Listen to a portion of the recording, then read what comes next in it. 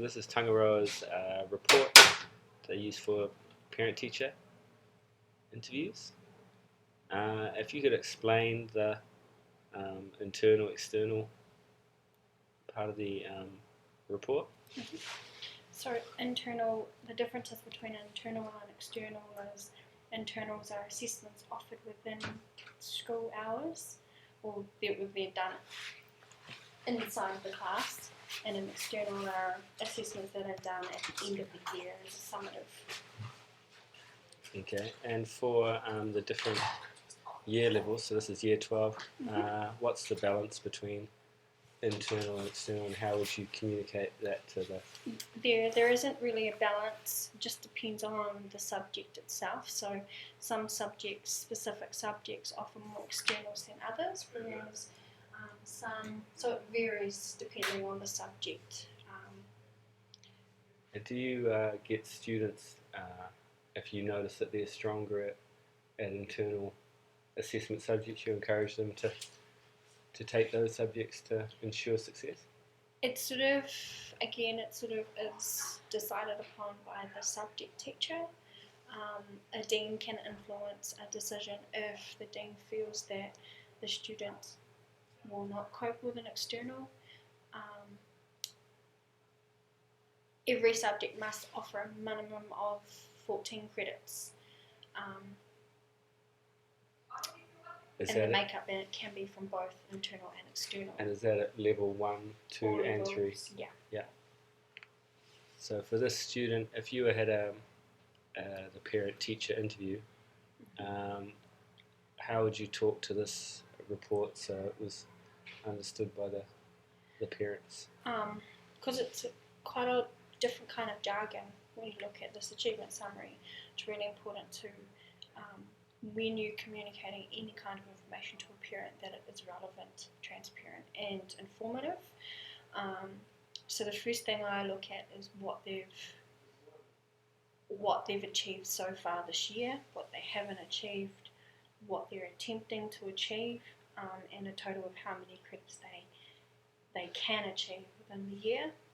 I usually use this graph here, which is a real good indicator as to how they're achieving, whether it is blue for achieved, green for not achieved, M for merits, and brownish for excellences. So that there just shows you where they're tracking and how they're tracking so far. Do you also use this to communicate it to the students? All the time. With this particular student, if you look at her graph, she has the potential to improve her grades because she's got quite a few merits. She also has the potential to endorse a certificate at level 2. She does have a few merits and quite a lot of merits and a few excellences. So when you get a merit, I know that when you fail you can do a resubmission. When you get a merit, is it possible to ask for a resubmission to get excellence? Yes, it is. It is? Okay, that's cool. And then you said that you use it to help them track the possible future credits. Where do you put that into what they are going to or what's on offer? So if you look here,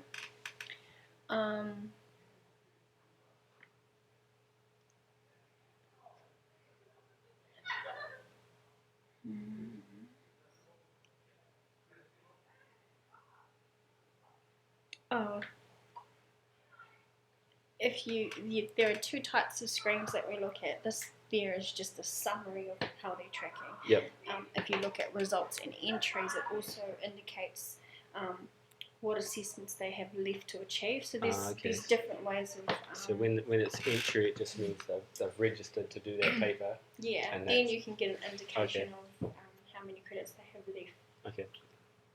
Aside from this formal sort of assessment where credits are at stake, how do we assess the progress of students during the year before they've done their assessment sort of thing?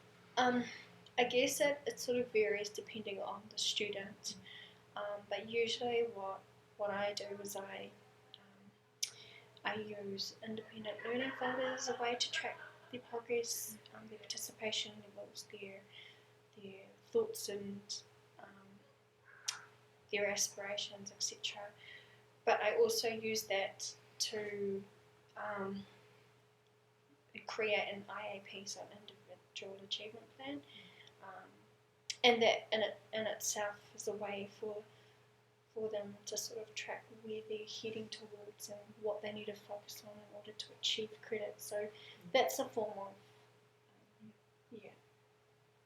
that's a tool that I use anyway. Thank you very much. Thank you, Miss. No worries. Did that help? Yeah. If we press Yeah. If it's recording, we're like Yeah. sweet. Yeah, I hate listening to the sound of my voice. Yeah, I'm just like, who is that? that's funny, eh? Everyone else sounds normal except you. A little good.